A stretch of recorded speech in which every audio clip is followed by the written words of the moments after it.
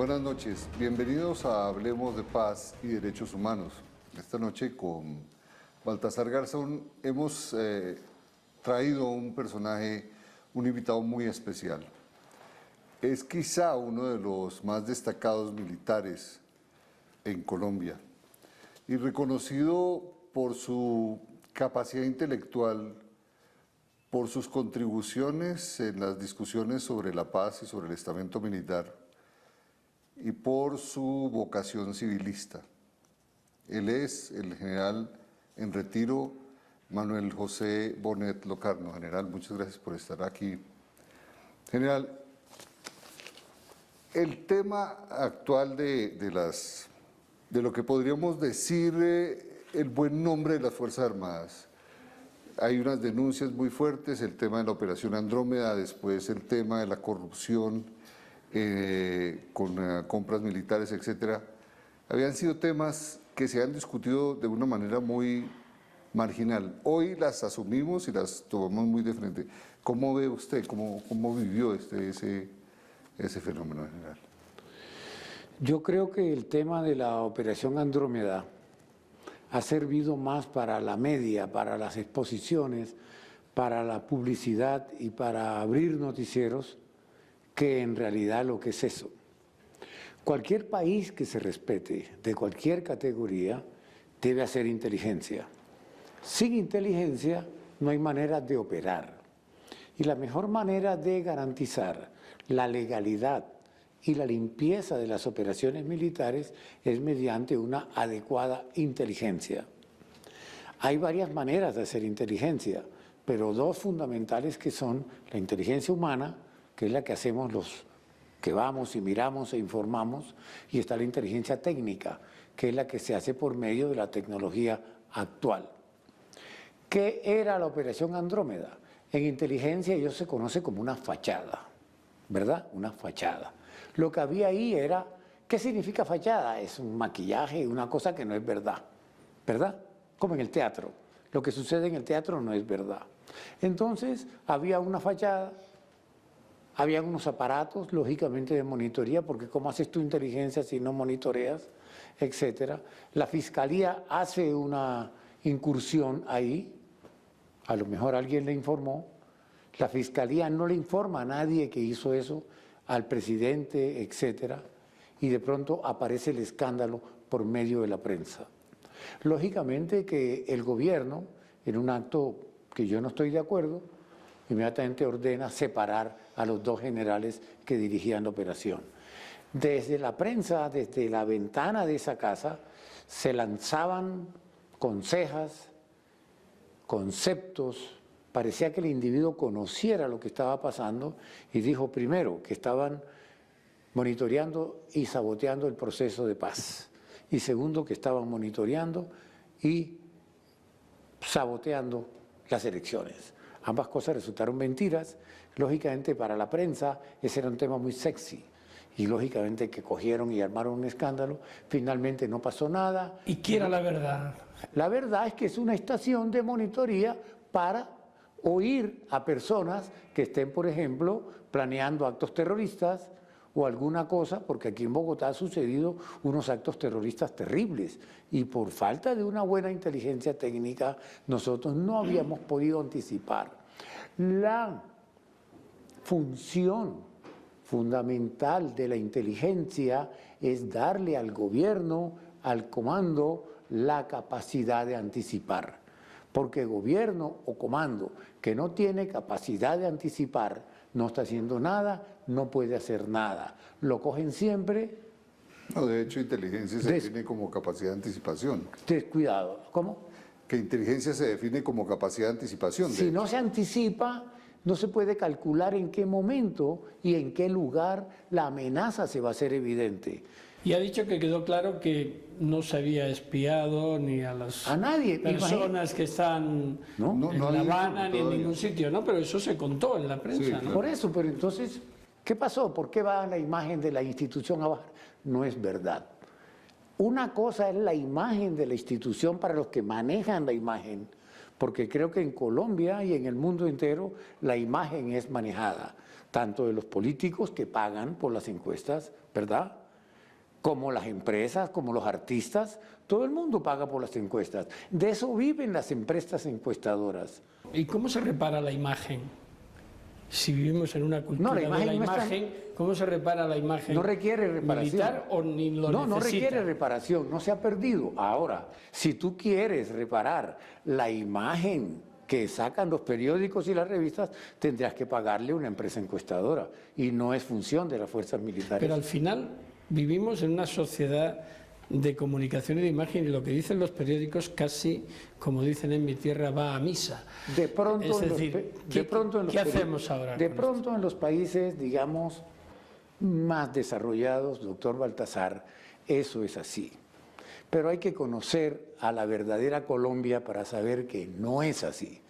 Usted en este momento, en el momento del escándalo de Operación Andrómeda, va a Melgar o va a mi pueblo, Ciénaga, y pregunta, ¿tú qué opinas de la Operación Andrómeda? Te dice, ¿y eso qué es? De tal manera que no es así, no es tanto, el periódico no llega a todas partes, la gente no le para muchas bolas a los noticieros, porque la gente sabe que está siendo manipulada. De tal manera que la encuesta, todos sabemos, es una manipulación de la imagen de alguien.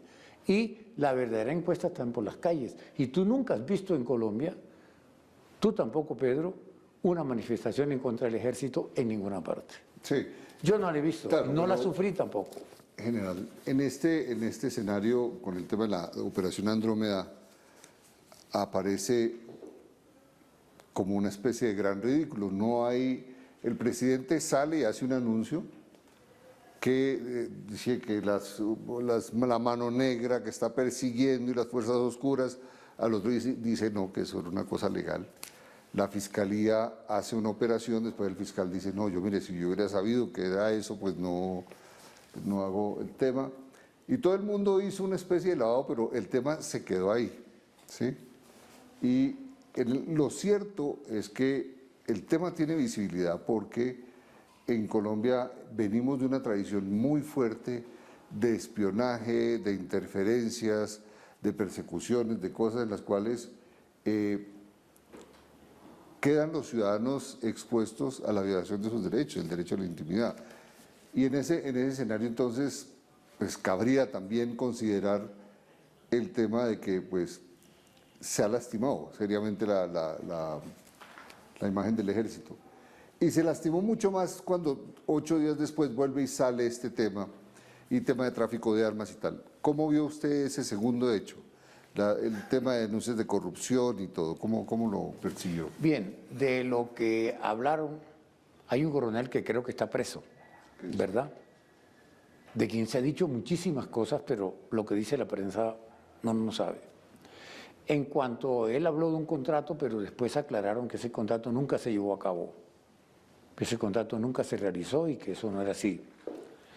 Bueno, el comandante general pagó, no sé cómo calificarlo, su imprudencia o cómo, por estar hablando con ese señor esos temas y haber utilizado los términos que utilizó, eso fue reparado. Pero en cuanto a lo que tú dices, que el presidente comenzó a hablar primero de una mano negra y luego que eso era perfectamente legal, nadie más que tú, Pedro, sabe la legalidad de la monitoría en la ley de inteligencia. Yo participé en la ley de inteligencia, no haciéndola, pero el Senado, la Comisión Segunda, me invitó a hacer el comentario de la ley. Yo hablé allá media hora en la Comisión Segunda y expliqué que esa ley no funcionaba. Entonces la mejoraron un poco y le metieron una cantidad de cosas procedentes de la Corte Suprema que no deben estar en una ley operativa. Es curioso, es una ley que tiene, yo creo que esa debe ser la única ley de inteligencia en el mundo que se plantea el propósito de la defensa de los derechos humanos como fundamento inicial. Bueno, no, hay algunas leyes que lo que son las interceptaciones de inteligencia son controladas perfectamente por jueces. Legal, en España autoriza en Colombia, Baltasar, magistrado de la Colombia Corte Suprema. es legal, pero mientras se haga dentro de la legalidad. La interceptación, que teóricamente pudiera ser un trabajo sucio, tiene que ser hecho bajo la ley y bajo la legalidad. Pero es que lo que pasó en la Operación Andrómeda fue un escándalo, yo diría que mal hecho. Yo creo que los medios quedaron mal. Sí. Quedaron mal. Un gran ridículo generalizado. Un gran ridículo, porque nada, ni siquiera lo que dijo el presidente se pudo... ¿Y cuál era la intención? ¿Cómo? ¿Cuál fue la intención? ¿Cuál era la intención? Yo no te puedo decir cuál era la intención. Piensa tú en lo siguiente. Estábamos en un periodo crítico preelectoral. No sé en otros países, pero en Colombia el periodo preelectoral es súper crítico. Las susceptibilidades están así. Alguien quiere entumbar a alguien quiere quitarle voto a alguien, pero eso se hace bien arriba, ¿verdad? Usted dijo que estaba en desacuerdo con las decisiones del gobierno al haber sacado a los generales responsables de eso. Hay dos preguntas. La primera es ¿por qué está en desacuerdo? La segunda es, finalmente, en el siguiente evento, no hay ningún funcionario del civil que responda por los temas, que asuma la responsabilidad política, y en cambio sí salen más oficiales. Eso, por supuesto, resiente la institucionalidad militar, ¿o no? A nosotros nos han llamado siempre como fusibles. Los únicos fusibles que tiene Colombia somos los militares, específicamente los generales. Aquí nadie es fusible, los ministros no se queman. Mira tú el escándalo del medio ambiente, allá en Casanare, miles de animales muertos. En otro país hubieran fusilado gente, semejante tragedia ambiental. Y están averiguando quién es el responsable y todos los animales muertos ahí. Mira el problema de Chocó, el gobierno... Un incendio que hubo 4.000 hectáreas perdidas por falta de reacción. Falta de reacción. Y el Ministerio del Medio Ambiente diciendo que mandaba 5 alertas diarias. El problema no era mandar alertas, el problema es irse para allá y haber llevado 1.000, 2.000 carrotanques y haber llenado los esteros de agua de urgencia, pero no. Después de muerto, pero yo no quiero criticar a esa gente. Lo que yo quiero decir es que aquí no hay fusibles, excepto los generales.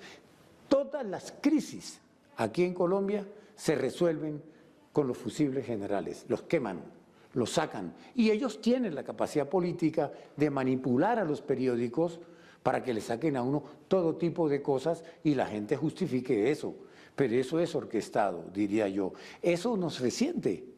Lógicamente que nos resiente. Yo tengo un estilo de apoyar a la autoridad civil, de apoyar al gobierno civil. A todos los gobiernos civiles les serví y por todos ofrecí mi vida.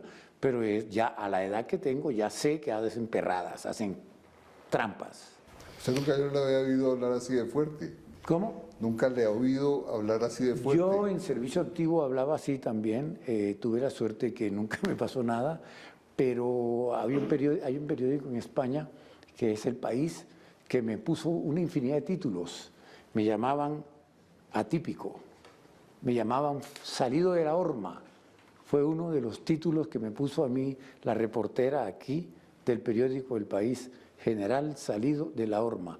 Pero es que yo, como todos los generales en retiro, estamos hablando duro en estos días, porque es que estamos resentidos. El tema de la Operación Andrómeda nos golpeó, una utilización política, y creo que eso estaba dirigido a cubrir algo en el problema de las elecciones. Entonces yo no tengo nada contra la autoridad civil. ¿Pero qué es ese algo? Algo como asegurar la ganancia de alguien. ¿O alguien que teme perder algo? Alguien que teme perder votos, qué sé yo, o alguien que quiere lavar su imagen, alguien que quiere crear. Es que no es posible que digan pero que... en definitiva, salía perdiendo las Fuerzas Armadas si era verdad. ¿Y quién salía ganando? ¿Cómo? ¿Quién salía ganando? Nada, nadie. Es decir, políticamente, ¿cuál es el rédito? ¿Cómo van a decir que la política o el gobierno perdió yo no sé cuántos puntos de popularidad en las encuestas por culpa de la Operación Andrómeda? ¿Cómo van a decir eso? Primera plana de una revista. Debido a la Operación Andrómeda, perdió puntos el gobierno. Pero por eso que no tendría que ser esa parte política, ¿no? Porque resultaba perjudicado, el gobierno resultaba Yo creo que la Operación Andrómeda tuvo una cuestión política. Un origen político. De pronto estaban buscando cambiar la cúpula. Algo pasó, pero no es posible que una cosa que la Fiscalía va en uso de sus facultades legales, hace una incursión, saca unos computadores, no encuentra nada en los computadores y de pronto eso aparece en manos de la revista Semana. Eso no tiene lógica. Y no es posible que la Fiscalía intercepte a un general hace 2 años, cuando era comandante por allá en el Cauca, averigüe, investigue y no encuentre nada, y de pronto a los 2 años se sueltan esas grabaciones a la prensa. Yo no le encuentro lógica. O sea, lo que está acusando es a la Fiscalía. ¿Cómo? Que lo que está es acusando a la Fiscalía. No, yo no estoy acusando a la Fiscalía, yo estoy hablando es que... O sugiriendo. El sistema como tal opera para protegerse y los fusibles somos nosotros. Estamos con el general en retiro Manuel José Bonet Locarno en un muy interesante diálogo sobre el estamento militar y el uso político que está haciendo de él en Colombia. Regresamos en un momento en Hablemos de Paz y Derechos Humanos aquí en Canal Capital.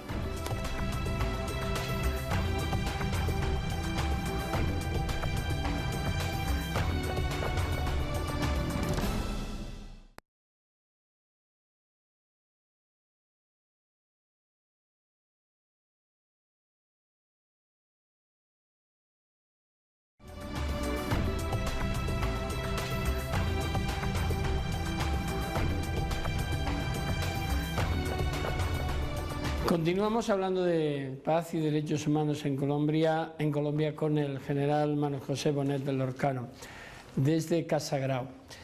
Hablábamos del impacto nacional, pero hay una trascendencia cuando hechos de este tipo acontecen, y es el internacional. Máxime cuando estamos en Colombia, siendo el punto de atención mundial por el proceso de negociaciones que se lleva en La Habana. Y esta noticia inmediatamente se relacionó con el intento de control de los militares del proceso y el espionaje al propio gobierno, etc. Y ese impacto que usted minimiza aquí, yo creo que en el exterior no se ha minimizado, sino que incluso ha tomado un asentamiento, una conciencia mucho más grave. No he visto que se haya rectificado fuera de decir, que esto fue... Que afuera ha sido el golpe muy fuerte. Claro, ¿no? ¿sí? Lo que suceda en el exterior, yo leo todas las noches la prensa del exterior, El País, La Vanguardia, el New York Times, Ekatimerini de Grecia, etcétera, el Clarín de Argentina, los periódicos de Venezuela.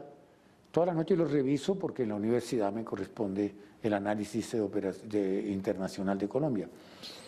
Pero yo no he visto tampoco mucha cosa. El primer día sí. No, pero no ha habido rectificación. Pero no he visto. Pero no ha habido corrección. Las fuerzas militares no le corresponde rectificar porque internamente ya se demostró que eso era un Alka-Seltzer. Eso era un Alka-Seltzer, una tempestad en un vaso de agua. Eso fue lo que llaman el parto de los montes. Hicieron un ruido, unos crujidos. Y se parió un ratón. Y se parió un ratón. Usted ha estado en situaciones de emergencia, en situaciones límite también. Incluso pues el hecho de ser nombrado gobernador del Magdalena Medio fue precisamente por una situación de emergencia. ¿Cómo se vive ese momento? ¿Cómo se sostiene? ¿Cómo se mantiene el pulso firme cuando todo se tambalea, ¿no? Y sobre todo desde el punto de vista militar, donde a veces es tan fácil, puesto que se tienen todos los elementos para no quedarse quieto, ¿no? El conocimiento del área y el conocimiento que la gente tenía de mí me permitió llegar fácil.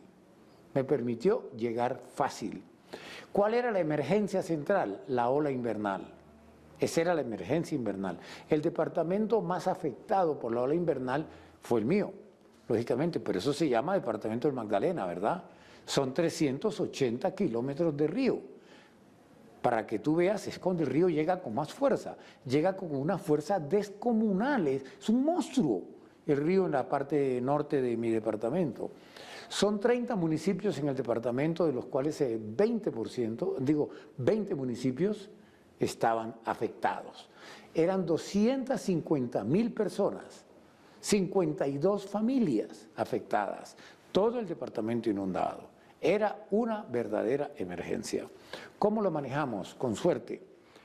Para el abastecimiento de la población, que fue el punto débil de Colombia en ese momento, que ya están los reclamos y las investigaciones, yo utilicé la defensa civil. Y utilizar la defensa civil es como utilizar otro ejército, ¿verdad? Es muy fácil, el mando es manejada por un general y lo hicimos muy bien y con mucha eficiencia. Cada mes se repartían los abastecimientos. Comprábamos 58.000 mercados, óigalo bien. Y para efectos de reparar y reconstruir las casas, cosas que hasta ahora se debe estar haciendo, acudimos a la Fundación Minuto de Dios, o sea, fundación clarísima. El resto fue la actividad típica de un soldado, estar allá, no estar diciendo que yo mandé alarmas, sino estar allá en bote, consiguiendo que amigos de la Fuerza Aérea me prestaran el helicóptero para ir allá, o alquilando un bote y permanecer allá con los alcaldes y prever para dónde venía el río, tener redes de inteligencia en el río de alerta temprana, llevar costales para tapar los huecos del río, abastecer bien la gente, mucho contacto con la gente, mucho contacto con los medios de comunicación que me dieron un apoyo total, los medios de comunicación. Yo por eso nunca critico a los medios, porque si hay alguien que ha recibido apoyo de los medios de comunicación, soy yo. Entonces, mucho apoyo de los medios, mucha comunicación con la población, y eso me sirvió para que la situación de emergencia del Magdalena se hubiera arreglado. Además, como soldado, que fui y que sigo siendo mentalmente, uno lo forman para general, para arreglar crisis. A uno no le forman para arreglar romances, ¿verdad? Ni para organizar orquestas. A uno lo forman para enfrentar crisis. Cuando uno de general llega a alguna parte, sabe que va a apagar un incendio, sabe que va a arreglar una crisis. Entonces no nos asustan las crisis. A mí esa no me asustó. Usted está siendo muy fuerte o ha sido muy fuerte con la acción de los ministros. ¿Su balance sobre el tema de los ministros civiles de defensa cuál es? El actual es muy bueno. El actual, buenísimo. El actual es un hombre hijo de un coronel que sirvió bajo mi mando, ¿no? Es un muchacho que es compañero de nuestros hijos de estudio en el Colegio del Ejército. Es un ministro muy entregado y muy interior con nosotros. Merece toda la confianza de nosotros. Todos los generales de la CORE. Ha habido momentos de crisis en los cuales los militares han asumido el costo institucional y el ministro, que ha tenido que asumir uno que otro costo político, no ha salido a asumirlo. Bueno, eso ya es cuestión del presidente, ¿no? Es cuestión del presidente. Parece que los gobiernos de Colombia, no de este presidente, desde Bolívar para acá, arreglan las crisis con los generales. Hablando de generales, ¿recuerda usted bien el Caguán? ¿Cómo? Recuerda bien el Caguán. 20 generales y 200 coroneles se plantaron, ¿no? Y exigieron reglas claras del despeje y sobre todo en los procesos penales que podían desarrollarse.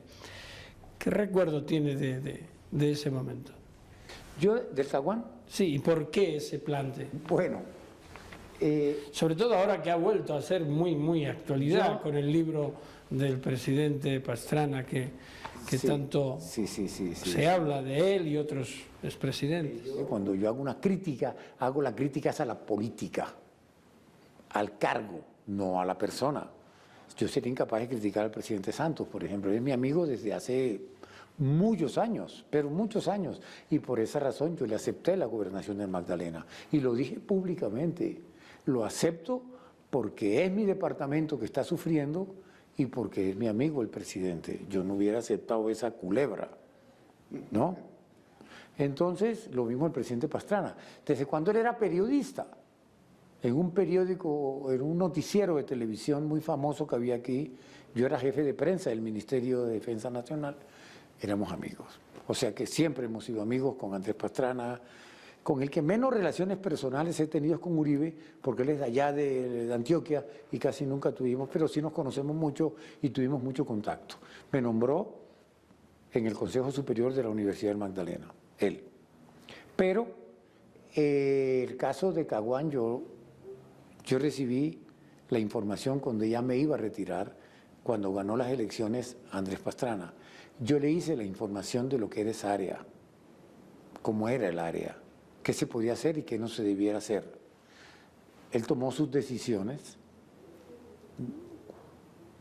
Hay un escritor famoso que creo que es Kissinger que dice que en el mando uno está en el 51 o en el 49%. Si llegas al 51, aciertas; si quedas en el 49, te hundes.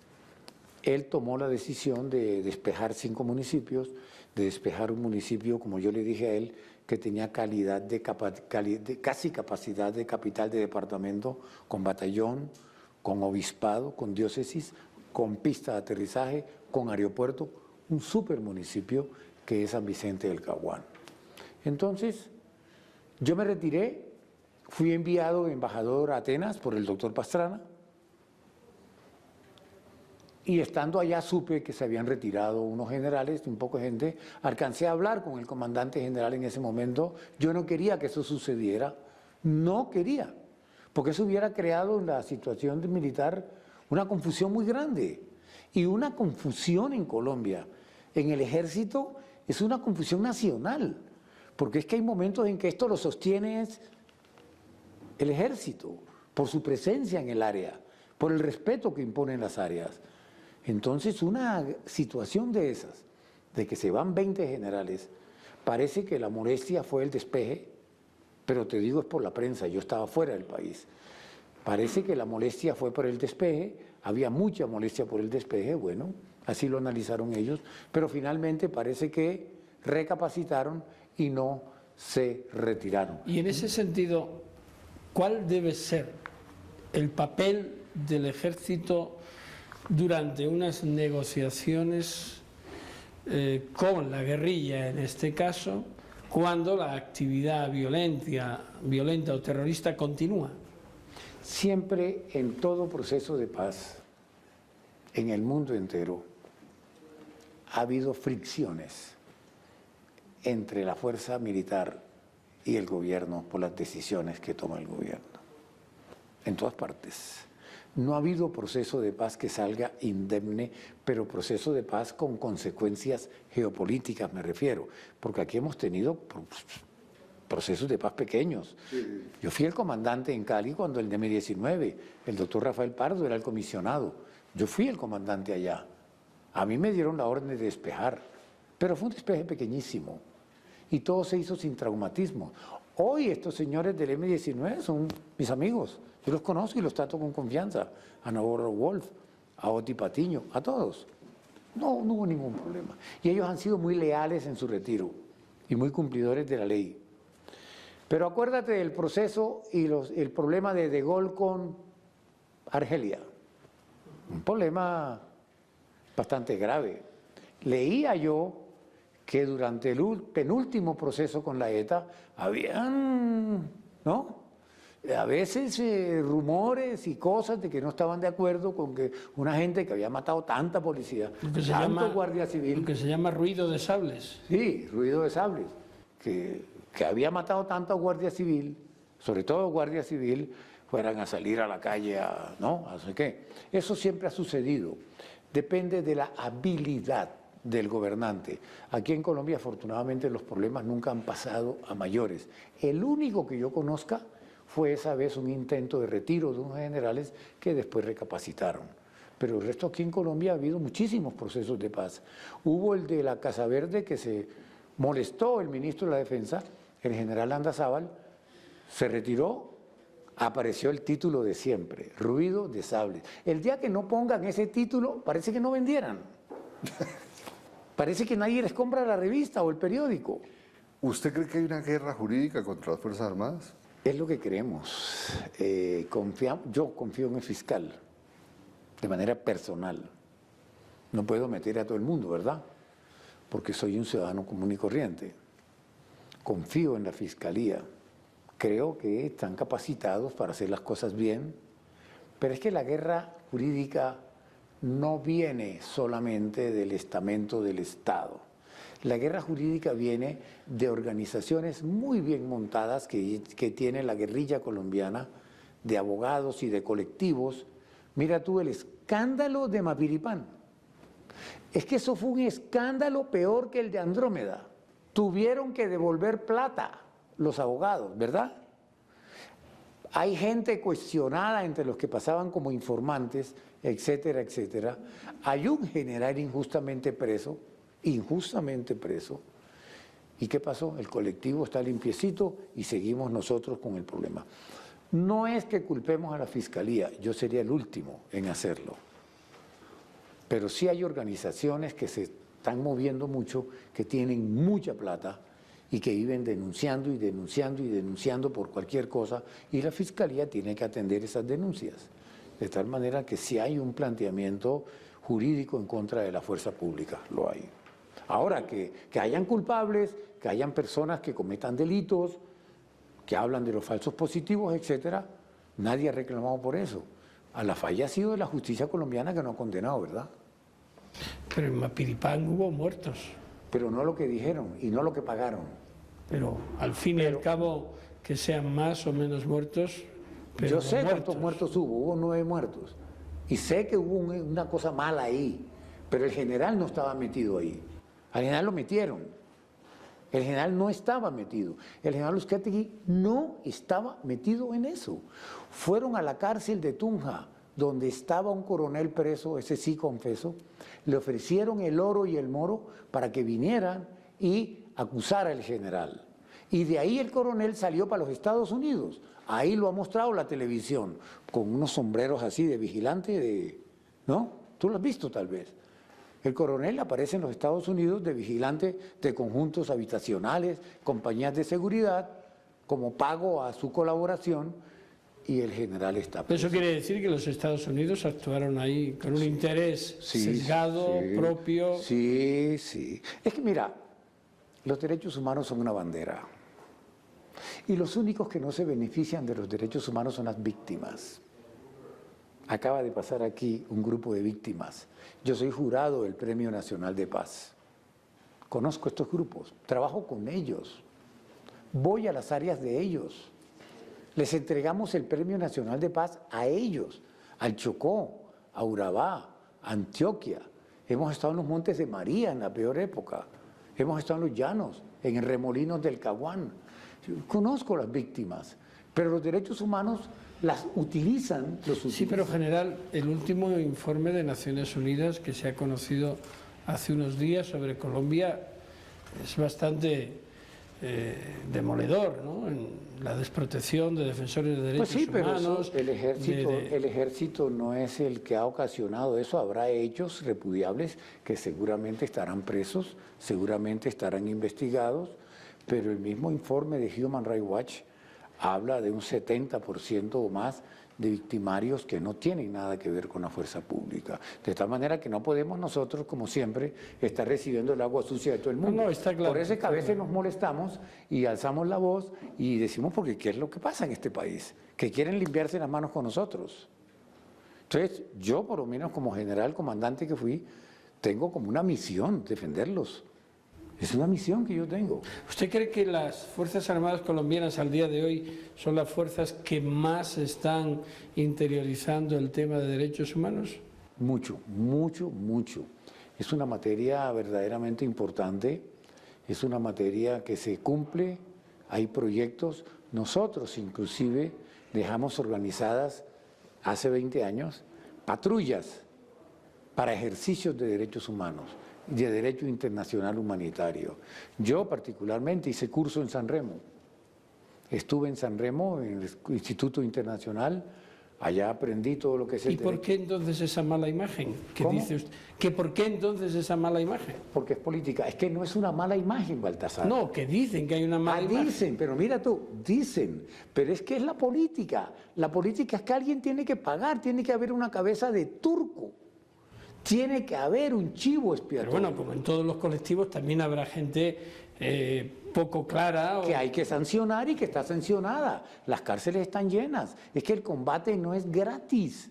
El combate tiene una fricción que se llama la fricción del combate. Y eso produce cosas. Si hay cosas anormales dentro de un matrimonio, ¿cómo no las va a haber en el combate? Que alguien se exceda, por ejemplo. Pero ¿cómo no?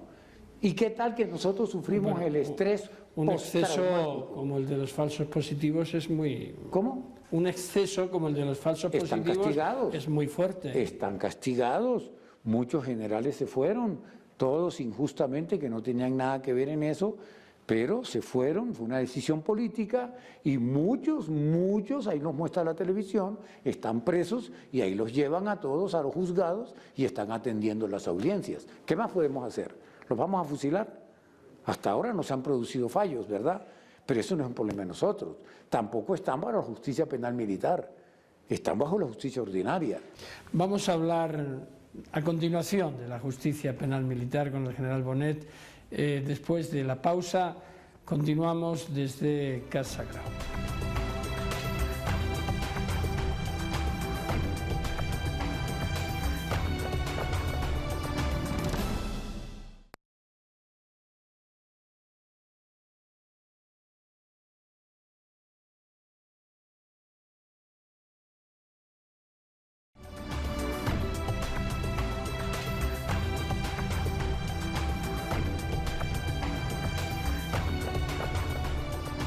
Continuamos con el general Manuel José Bonet, hablando de derechos humanos y del estado de la paz en Colombia desde Casa Grau. General, ¿qué piensa un general retirado que fue el responsable máximo de las Fuerzas Armadas? ¿Hay una justicia independiente en Colombia, una justicia civil para juzgar todo tipo de delitos, o hay dudas de que pueda hacerlo con los militares? Las fiscalías del mundo son hechas por hombres. Lo que sí hace falta es que esos hombres o esas instituciones humanas tengan la capacidad de recapacitar. En cuanto a la justicia, además la fiscalía era una institución muy necesaria en Colombia, porque a mí me tocó gran parte de mi comando superior sin fiscalía, con unos señores que andaban por todo el país con una máquina de escribir portátil y un secretario detrás que se llamaban instructores o cosas de instrucción penal criminal o así, era que se llamaban, ¿no? Funcionarios de instrucción criminal, y había una dirección de instrucción criminal que andaba por todo el país investigando los crímenes. Y eran personas que llegaban que no tenían donde alojarse. Normalmente terminaban en los batallones. Así fueran a investigar al batallón, terminaban alojados en el batallón. La creación de la Fiscalía fue un gran salto adelante, pero en cuanto a la justicia penal militar se refiere, me tocó la época en que no estaba tan vilipendiada. Planteábamos los casos de colisión de competencia. Yo no soy abogado.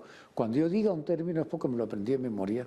No soy abogado, pero planteábamos la colisión de competencias y en muchos casos lo ganábamos. En muchos casos ganábamos esa... ¿Pero por qué es necesaria una justicia penal militar en un país como Colombia en el siglo XXI? Es más necesaria que en cualquier país. No, pero mucho explíquelo más. para que la gente lo entienda, porque parece como que constituye un privilegio. No, ningún privilegio. Es que no hay ningún país, no hay país que no tenga justicia penal militar. Porque la muy justicia... restringida, no tan amplia. La justicia penal militar es, digamos, la materialización institucional de lo que llamamos el fuero militar. Oiga, perdóneme que yo no soy abogado, ¿no? Yo hablo desde el punto de vista histórico. Desde las épocas de Roma, Pisístrato en Atenas creó los tribunales rurales para ir a las zonas de combate cuando acusaban a los soldados de traidores y de saqueos y de cosas. Es el delito típico, ¿verdad?, del combate, de la justicia penal militar. Creó los tribunales rurales para que fueran a las áreas de combate cuando eran guerras médicas y investigaran allá. Pero los generales podían ser sometidos a la justicia civil en Roma. Bueno, pero es que aquí también. Pero es que lo que sucede es que la justicia penal militar existe como una materialización del fuero militar, porque el fuero militar contempla delitos que nunca va a cometer un civil y porque el Estado colombiano el Estado español, el Estado de cualquier país del mundo, te lanza a la guerra y no te puede desproteger. Es que esa es una frase sencilla que resume todo.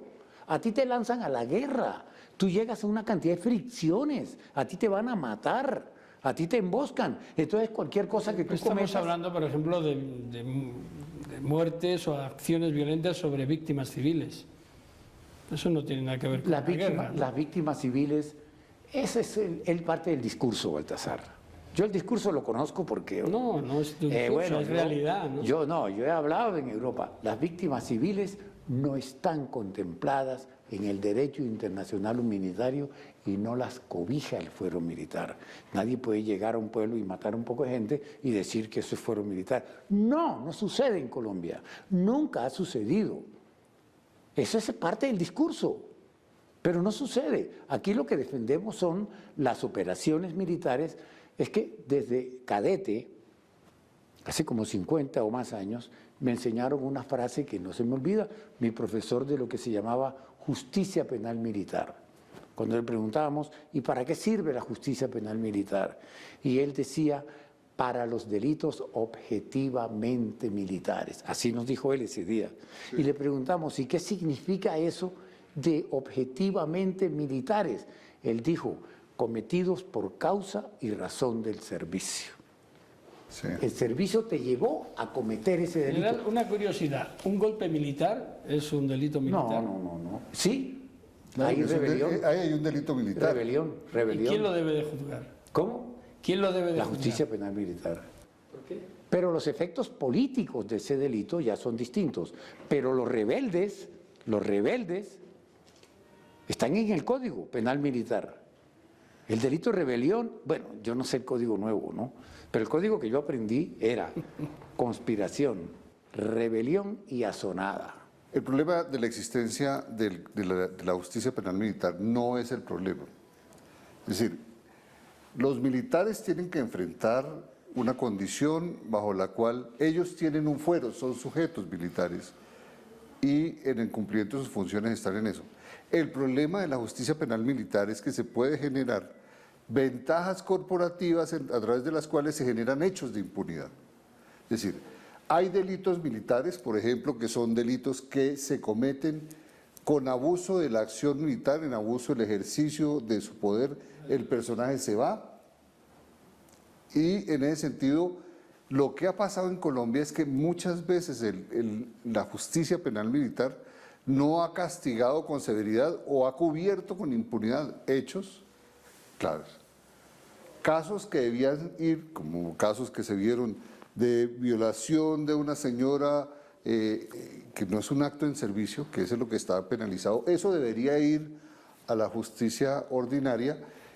Casos como esos en su momento, años 70, años 75, en su momento en la justicia penal militar, fueron más o menos cubiertos con la impunidad. Me parece que aquí hay un tema que es muy relevante y es que se ha cruzado la discusión del proceso de paz, se ha cruzado la discusión del fuero militar, de la justicia penal militar, con además los procesos de negociación en eso. Yo quisiera invitarlo un poco a la reflexión desde el punto de vista de este proceso que estamos de negociación con La Habana y en estos procesos de ajuste institucional. ¿Cómo perciben ustedes como militares este proceso? Usted ya puede hablar, está desde afuera. ¿Cómo percibe este proceso y cómo percibió toda esta discusión sobre el fuero penal y sobre la justicia penal militar en estos últimos tiempos? En cuanto a la discusión del fuero militar, yo nunca estuve de acuerdo con que se debilitara, porque ya expliqué por qué. Porque el Estado y la sociedad nos mandan a pelear y no nos puede quitar la sombrilla, no nos puede... Porque una cosa es que te juzgue un juez que conoce lo que está pasando en el combate y otra cosa es que te juzgue alguien que no sabe de qué se trata y que además puede llevar prejuicios. Te pongo un ejemplo sencillo. Está un soldado en un retén. Misión, controlar aquí el tráfico, mirar los que pasan, etc. pasa una persona en moto, le dice alto, no para, sigue corriendo, el soldado le dispara. Resulta que en la moto iba un muchacho con una muchacha que iban volados y no se querían dejar ver. Lo mataron. El Estado, tú como Estado, me pusiste ahí como soldado para que yo cumpliera esa misión. Y si el tipo se vuela en la moto y termina siendo un guerrillero, un terrorista, ahí sí, nadie te va a escapar. Entonces fíjate tú que eso se llama fricción del combate. Y en la justicia penal militar, lo que sí yo acepto es que la justicia penal militar en Colombia nunca ha sido reforzada, no por el comando, sino por el Estado, por la justicia en sí, que debía reforzarla, debía crear más jueces especializados. No, pero yo le planteo un segundo, es, en un sistema democrático, en un país como Colombia o como España, como cualquiera, mi pregunta es, ¿qué sentido tiene que la justicia militar trate o haya doctrinas que digan que tiene que abarcar hechos que pueden ser calificados como crímenes de lesa humanidad, por ejemplo? No entiendo, es decir... No los abarca. No los abarca. Decidir si es o no es. No los abarca porque además cuando hay un código de justicia penal militar, ese código es aprobado por la Corte Suprema. Es una ley de la República. Si a mí me dicen, escriba el código de justicia penal militar, claro que eso no sucede nunca, yo pongo unos delitos ahí. ¿Y por qué cree realmente que la Corte Constitucional echó para atrás? Un momentico, es lo que acabas de decir. Si alguien, un grupo, escribe un código de justicia penal militar porque el gobierno quiere hacerlo o modernizarlo, lo escribe y escribe ahí lo que crea que debe ser. Eso pasa al gobierno, primer filtro. El gobierno lo manda al Congreso, segundo superfiltro, y luego de ahí pasa a la Corte. Tercer superfiltro. Lo que salga de ahí no tiene por qué ser criticado ni tiene por qué ser achacado a los militares. Si tú dices que el código contempla delitos que sí o que no es culpa de los militares. Ahí está la Corte que lo avaló, ahí está el Congreso que lo avaló, están las segundas instancias que lo avalan. General, se nos ha acabado el tiempo y se nos quedaron muchas cosas en el tintero y sobre todo el papel del ejército en el posconflicto, en la reconciliación. Pero yo supongo que tendremos oportunidad de hacerlo en otro momento y será un placer. Muchísimas gracias. Y a ustedes, queridos amigas, amigos de Canal Capital, muchas gracias por estar una vez más con nosotros. Realmente ha sido una conversación no solo interesante, sino abierta, clara, contundente, en la que el general Bonet no ha rehuido ninguna de las cuestiones y además ha dado argumentos, sus argumentos, y cuando ustedes vean este programa serán los que emitan el juicio. Muchas gracias y hasta un próximo programa.